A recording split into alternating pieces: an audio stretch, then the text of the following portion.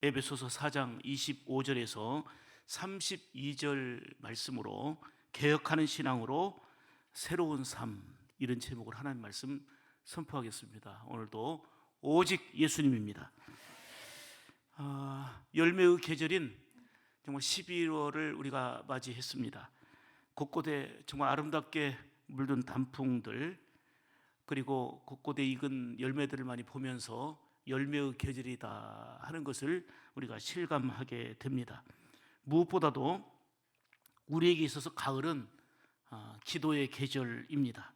21일간의 다니엘 기도회를 통해서 영적으로 하나님을 더욱더 깊이 만나고 충만해지는 그러한 시간이 바로 우리에게 주어진 기회입니다.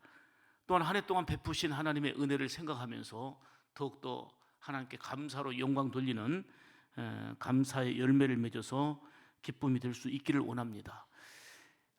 물은 흘러야지 고인물이 되면 썩게 됩니다. 악취를 풍기게 됩니다. 물은 솟아나야 되고 물은 계속해서 흘러가야 됩니다. 그럴 때에 물은 맑게 되고 물은 생명력이 있는 것입니다. 신앙생활도 마찬가지입니다. 고인물과 같이 퇴보하거나 정체되면 안 됩니다. 샘물처럼 늘 솟아나며 흘러 넘쳐야 될 줄 믿습니다. 중세교회 시대는 참 부흥하고 성장했는데 문제는 우상 숭배와 교권 중심으로 타락할 대로 타락해서 하나님의 마음을 심히도 아프게 했습니다.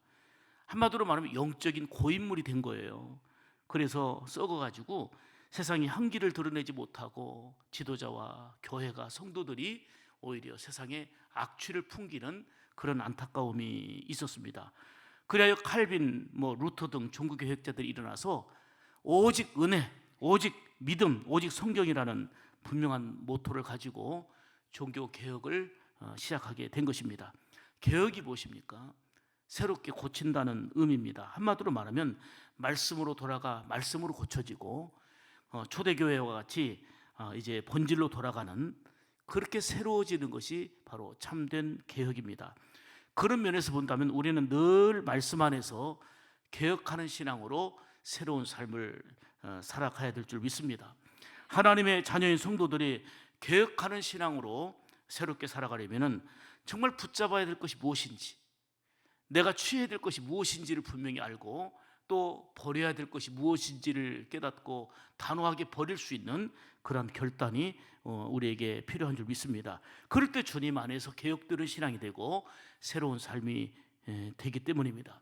오늘 본문은 개혁하는 신앙으로 새로운 삶을 살기 위해서는 성도들이 버려야 될 게 무엇인가 하는 것을 구체적으로 말씀하는 내용이 오늘 본문입니다.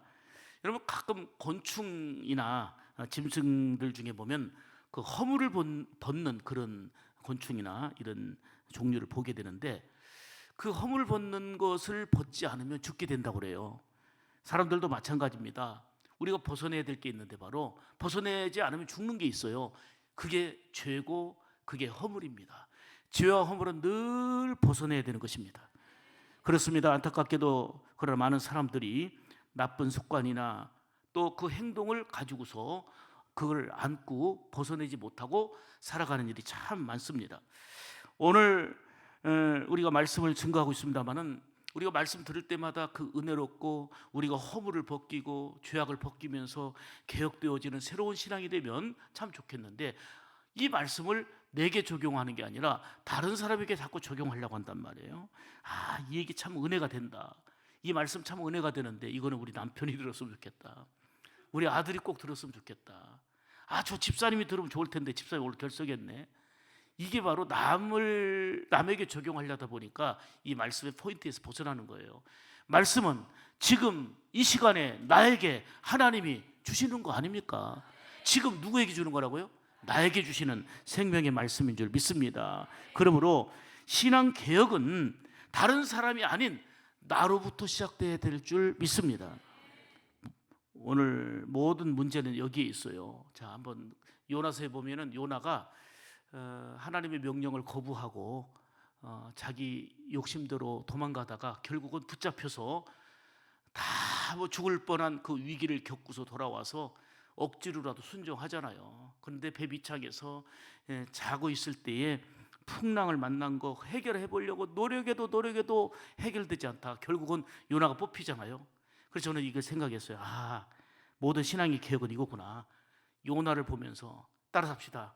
모든 것은 다 요나 때문이다. 아멘. 누구 때문이라고요?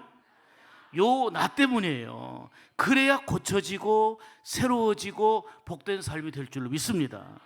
다시 말씀드리면 개혁이라는 사전적 의미는 새롭게 고치다, 묵은 제도와 법을 개종하는 것이다. 이게 사전적 의미지만은 개혁을 의미하는 그 리포메이션이란 말이 처음으로 돌아간다는 거 아닙니까? 그러므로 진정한 종교개혁은 초대교회로 돌아가는 것이고 하나님의 말씀으로 성경으로 돌아가는 것이 바로 진정으로 개혁되어지는 거고 고쳐지는 것인 줄 믿습니다. 그래서 기독교를 프로테스탄트라고 하는데 이 말은 악에 대해서 저항한다, 마귀에 대해서 저항한다, 잘못과 불의에 대해서 저항한다는 의미입니다.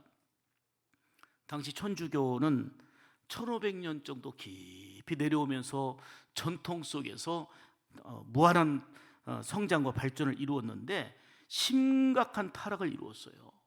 이때 마틴 루터를 비롯한 종교개혁자들이 부패한 천주교에 대항하면서 저항하면서 여러분 성경으로 돌아가야 됩니다. 이거는 성경이 아닙니다. 말씀이 아닙니다. 왜곡된 겁니다. 잘못됐습니다라고 강하게 저항한 게 바로 프로테스탄트예요.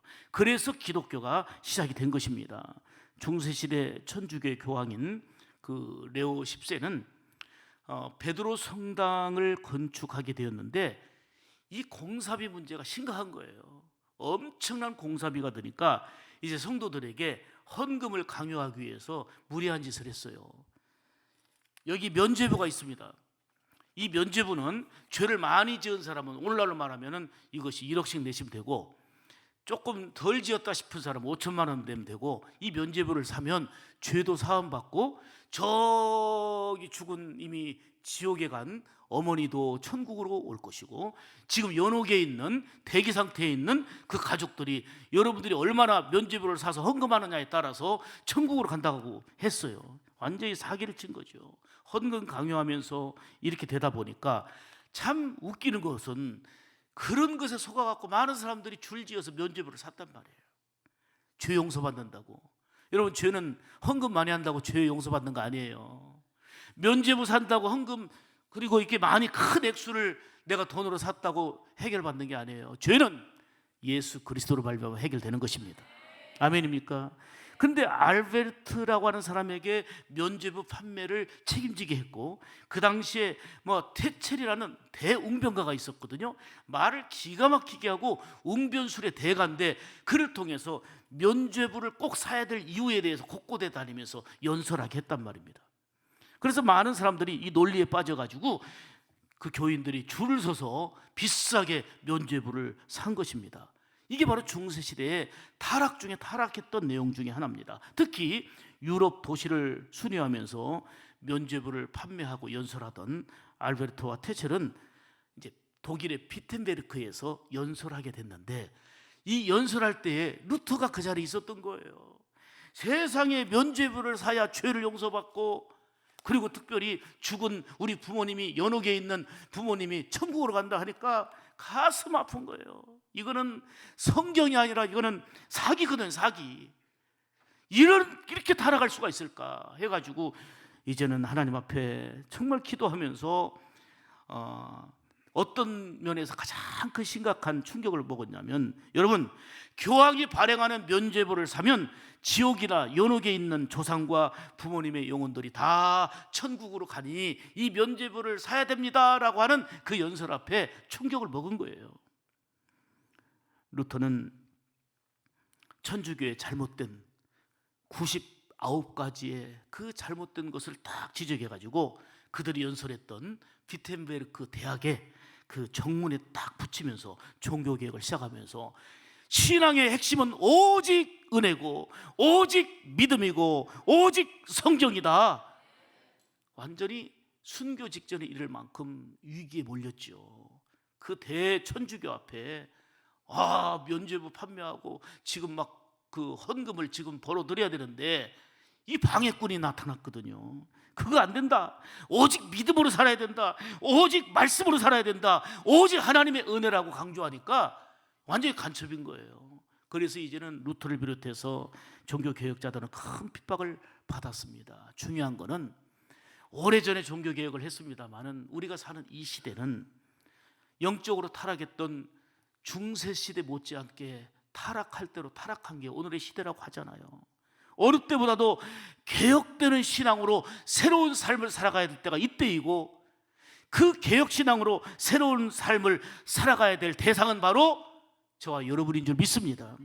본문은 예수 믿기 이전과 예수 믿고 다시 말하면 성령으로 거듭난 사람의 그 대조됨을 분명하게 보여주고 있습니다. 특히 예수 믿기 이전의 삶의 특징을 이렇게 말하죠. 하나는 뭐 5가지로 얘기할 수 있는데 허망했다는 거예요. 허망했다는 거예요. 특히 에베소서 4장 17절 보면 너희는 이방인이 그 마음에 허망한 것으로 행함같이 행하지 말라. 이 허망했다는 거예요. 예수 믿기 이전의 상태.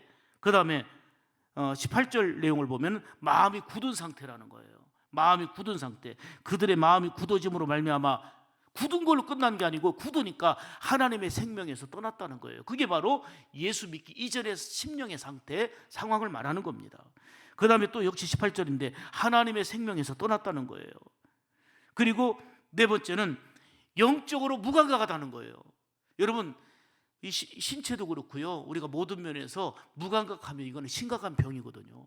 꼬집으면 아픔을 느껴야 되는 건데 무감각한 거, 이게 뭔가 마비가 오고 문제가 되는 거예요. 양심이 감각이 없는 거예요.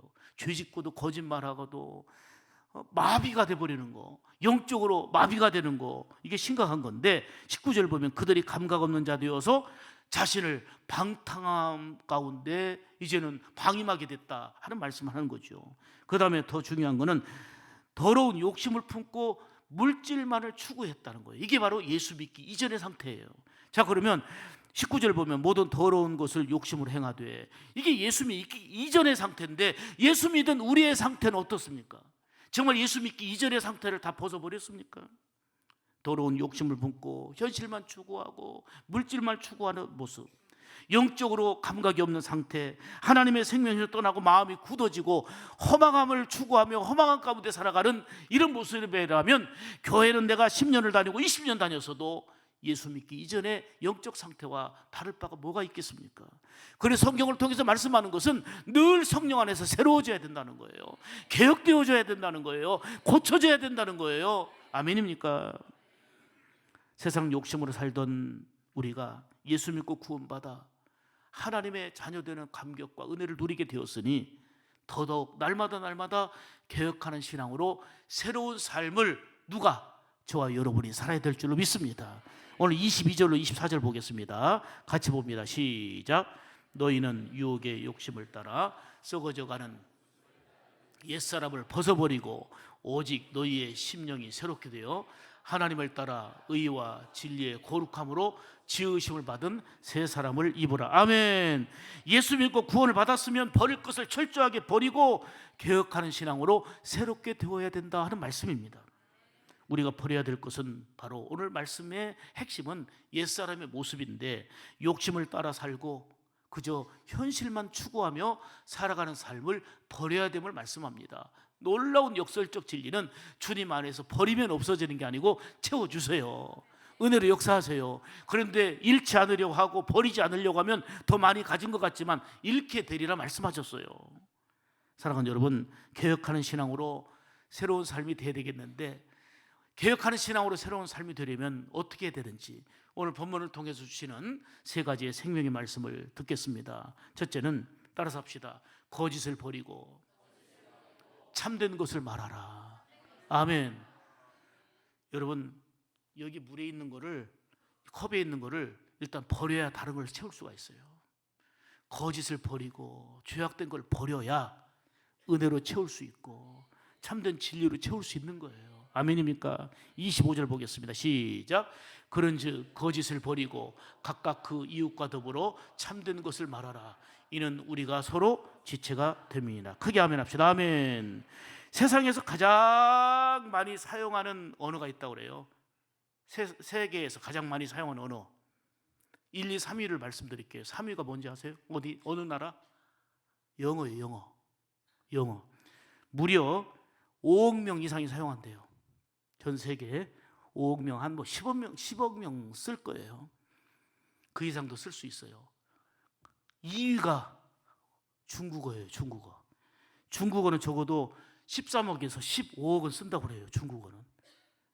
그런데 압도적인 대망의 1등이 무슨 말인지 아세요? 거짓말이에요. 거짓말은 전 세계인들이 사용하는 말이에요. 그런데 주님은 뭐라고 말씀하셨냐면 이 거짓말은 출처를 유래를 말씀하는데 악한 마귀에게서 나오는 게 거짓말이라 그랬어요. 요한복음 8장 44절 보실까요? 자, 시작. 너희는 너희 아비 마귀에게서 났으니 거짓을 말할 때마다 제 것으로 말하나니 이는 저가 거짓말쟁이요 거짓의 아비가 되었음이니라. 거짓말하는 것 자체 출처가 마귀에게서 난 거란 말이에요. 아, 내가 마귀에게 속았고 마귀의 지배를 받고 있구나. 그 특징이 바로 거짓이에요. 그러므로 거짓말을 버리고 참된 말을 하는 것이 신앙 안에서 개혁되어지고 새로운 삶을 사는 것임을 말씀하는 것입니다. 거짓말은 우리 하나님께서 주신 십계명의 핵심 중에 하나예요. 십계명을 범하는 죄이자 마귀에게 속한 불행한 자의 삶의 모습이 바로 거짓말하는 거예요.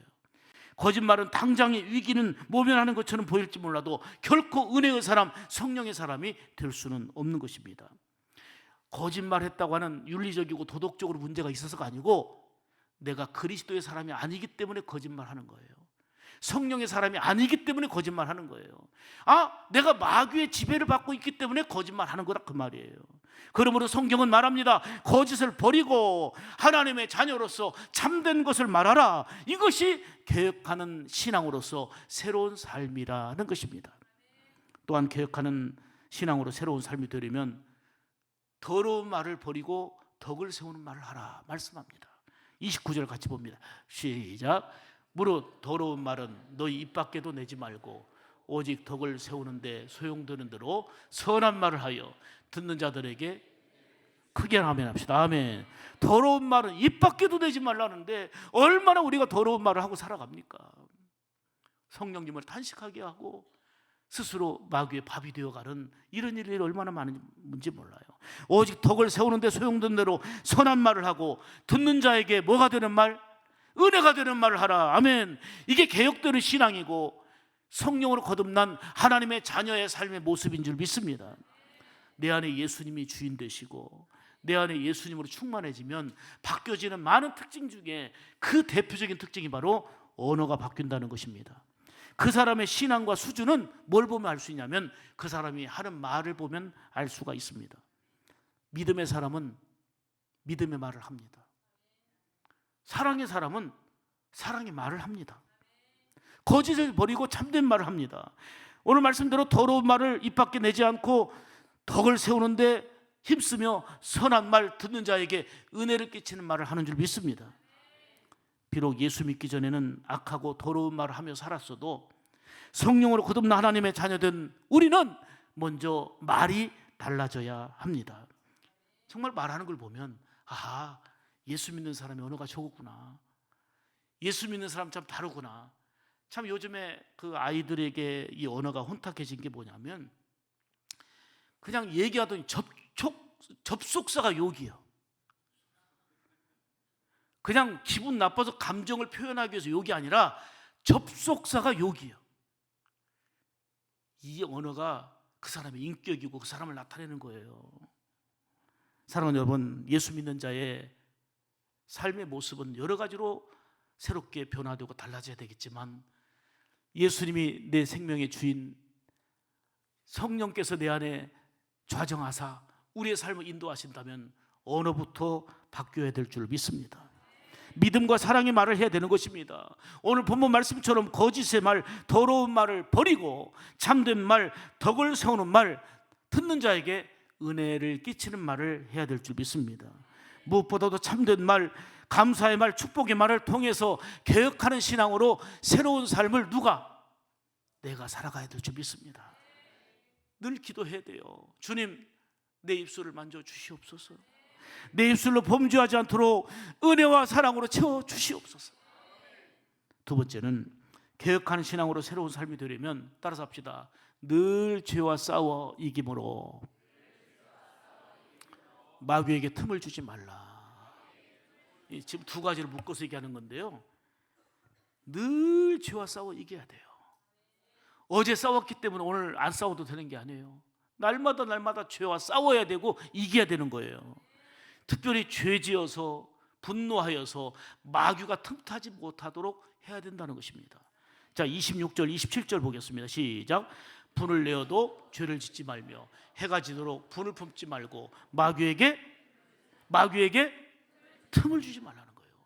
내가 분내는 게, 내가 성질내는 게 뭐가 문제냐면 그게 마귀가 틈타는 거고 마귀가 역사하기 때문에 그리한 거란 말이에요. 분노는 그 아프라는 히브리 말을 썼는데 불쾌하다, 깨지다 이런 뜻이거든요. 분노하면 불쾌해지게 되고 깨지게 되어 있습니다. 먼저 내 마음의 평안이 깨지게 되고 관계가 깨지게 되고 은혜가 깨지게 되고 사랑이 깨지게 되고 분노함으로 다 깨지게 되는 거예요. 그걸 분노하여 마귀가 틈타지 못하도록 하라. 이게 오늘 주신 말씀이에요. 또 분노하면 건강이 깨져요. 심령의 평안이 깨져요.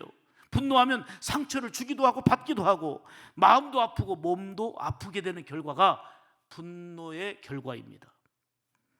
분노하면 그렇게 좋던 관계도 깨지게 되고 무엇보다도 마귀에게 틈을 주는 무서운 죄악 가운데 빠지게 되는 우리를 범하는 것입니다.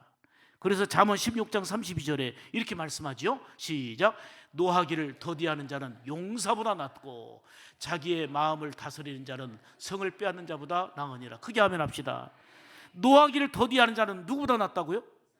용사보다 낫다는 거예요. 야고보서 1장 19절 봅니다. 시작. 사람마다 듣기는 속히 하고 말하기는 더디하며 성내기도 더디하라. 아멘. 여러분, 분을 길게 갖고 있으면 해가 지기 전에 풀으라고 그랬어요. 분을 길게 갖고 있으면 마귀가 틈타는 거예요. 마귀의 지배를 받는 거예요. 사울이 잠깐 다윗을 시기 질투할 수 있었어요. 잠깐 분노할 수 있었어요. 근데 그게 길게 가니까 마귀가 틈타가지고 마귀가 완전히 그를 지배해 버렸습니다. 그래서 성경은 뭐라고 그래요? 사울에게 악령이 틈타 악령이 지배했다고 말씀했습니다. 자, 보실까요? 사무엘상 16장 14절 시작. 여호와의 영이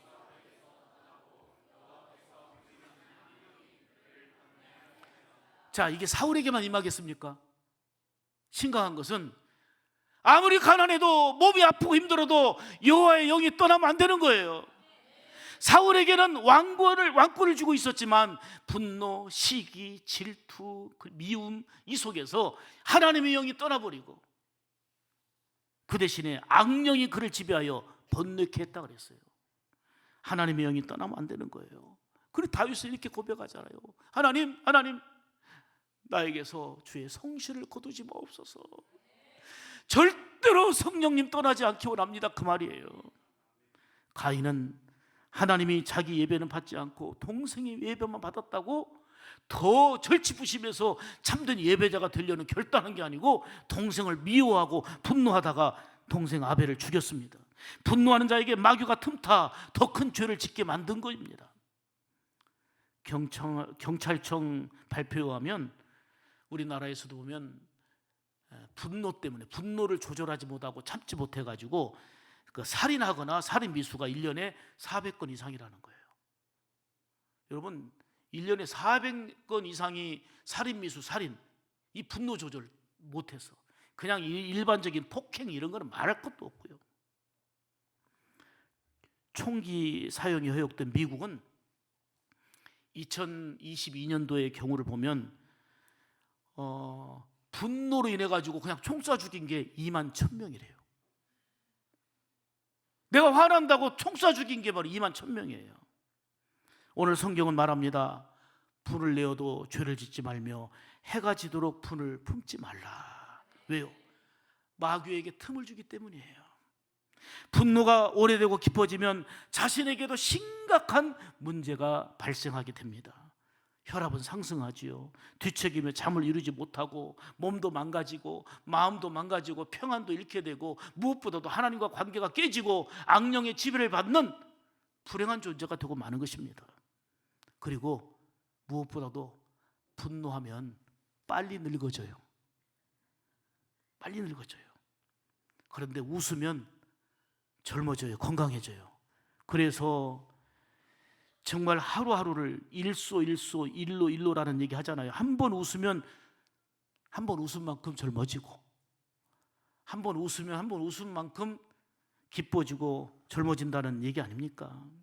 사랑하는 여러분, 오늘 주신 말씀을 마음에 깊이 새기면서 늘 죄와 싸워 이김으로 마귀에게 틈을 주지 않는, 다시 말하면 개혁하는 신앙으로 새로운 삶이 되기를 주님의 이름으로 축복합니다.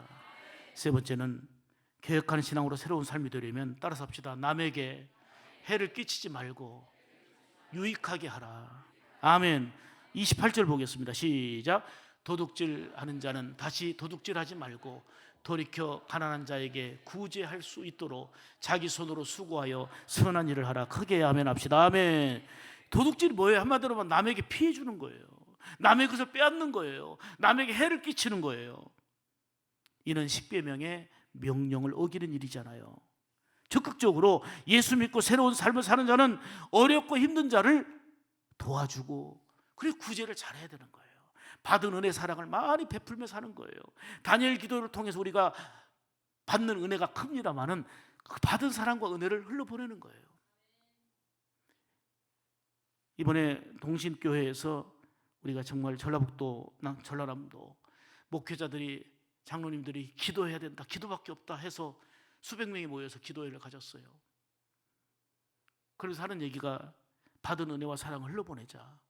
오륙교회도 그렇지만 서울 명성교회 목사님이 설교하는데, 이번에 소 한 마리가 얼마인가요? 강 집사님, 소 한 마리 얼마예요? 아시는 분, 소 한 마리, 우리 최원일 장로님 800만 원 정도. 우리가 소 한 마리, 추수감사절 소 한 마리씩 내실 분 했더니 그 자리에서 130명이 냈대요. 그걸로 사랑을 흘려보내려고 하는 거예요. 어려운 이웃들을 구제하기 위해서 130명이 소 한 마리씩 그 자리에서 낸 거예요. 그 나머지 많은 헌금들이 또 있겠지만, 큰 교회 좋다 나쁘다를 떠나서 크게 역할하는 거예요.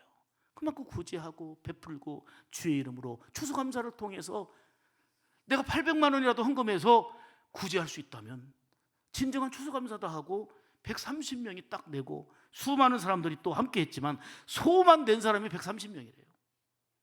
그건 토탈 계산해 보세요. 얼마인지 모르겠어요, 저는. 사랑하는 여러분, 결코 남에게 해를 끼치지 않는 삶이 돼야 되는데, 아니 해를 끼치는 옛사람의 모습을 버리고 적극적으로 가난하고 어려운 사람을 구제하고 돕는 사람이 개혁하는 신앙의 사람이고 주께서 원하시는 새로운 삶인 줄 믿습니다. 주님은 베풀고 나누어 주는 삶을 우리에게 원하시며 그걸 기뻐하신다고 말씀하셨어요. 누가복음 6장 38절 보실까요? 주님이 친히 하신 말씀이에요. 시작. 주라, 그리하면 너희에게 줄 것이니 곧 후히되어 누르고 흔들어 넘치도록 하여 너희에게 안겨주리라. 크게 하면 합시다. 주라는 거예요. 그러면 너희에게 흔들어 넘치도록 주겠다는 거예요. 잠언 11장 25절 봅니다. 시작.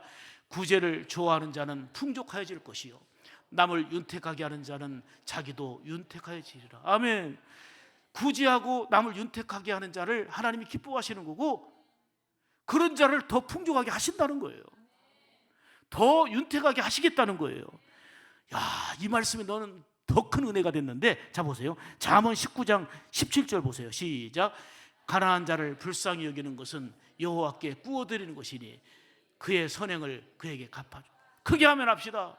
여러분, 하나님께 많이 구워드리세요. 구워준다는 것은 도로 받는다는 거예요. 아멘이지요. 가난한 자를 불쌍히 여기고 긍휼히 여기고 그들에게 사랑을 흘려보내는 것은 하나님이 기뻐하신 일인데, 성경에 뭐라고 표현되어 있느냐면 여호와께 구워드리는 거라는 거예요. 그의 선행을, 아름다운 일을 하나님이 갚아주신다는 것입니다. 그만큼 구제와 남에게 유익을 끼치는 일을 하나님이 기뻐 원하시는 거고, 개혁하는 신앙으로 새롭게 사는 성도의 모습인 줄 믿습니다. 하나님은 고넬료의 기도와 구제가 상달되었다고 그랬어요. 하나님께서 그 구제를 기억하셨고 그의 기도를 기억하셨어요. 놀라웠게 기뻐하시며 응답해 주신 것입니다. 저와 여러분은 예수 믿어 구원받았습니다. 구원받은 자들이 맺어야 될 삶의 열매가 많이 있겠습니다마는 사랑으로 베풀며 도와주며 사는 것입니다. 늘 죄와 싸워 이김으로 결코 마귀에게 틈을 주지 않는 것입니다. 분노에 휩싸여서 마귀의 지배를 받으며 성령님을 근심하게 하지 말아야 합니다. 30절 같이 보겠습니다. 시작. 하나님의 성령을 근심하게 하지 말라. 그 안에서 너희가 구속의 날까지 인치심을 크게 하면 합시다. 우리 안에 내주하시는 성령님은 인격적인 분이십니다. 그래서 하나님의 자녀된 우리가 거짓말을 하고 분노하고 남에게 해를 끼치고 추하고 더러운 말 하면 성령님께서 근심하시고 탄식하시게 되는 겁니다. 근심하다라는 말의 단어를 보니까 아차부라는 단어를 썼는데 괴롭히다, 고통을 주다, 마음을 슬프게 하다라는 의미가 있습니다. 결코 우리의 타락과 죄로 인해서 하나님의 마음을 아프게, 하나님의 마음을 슬프게 하는 삶이 되어서는 아니 됩니다. 노아 시대는 죄악으로 가득해서 하나님의 마음이 얼마나 아프셨던지 사람 지으신 것을 후회하시고 마음에 근심하며 한탄하셨다 그랬어요. 얼마나 괴로우신지, 얼마나 속상하신지 사람 지으신 것을 후회하실 만큼 마음에 아프셨어요. 창세기 6장 6절 보실까요? 시작. 땅 위에 사람 지으셨음을 한탄하사 마음에 누가? 하나님이. 사람들의 죄악으로 충만하니까 하나님이 마음에 근심하시고 한탄하셨어요.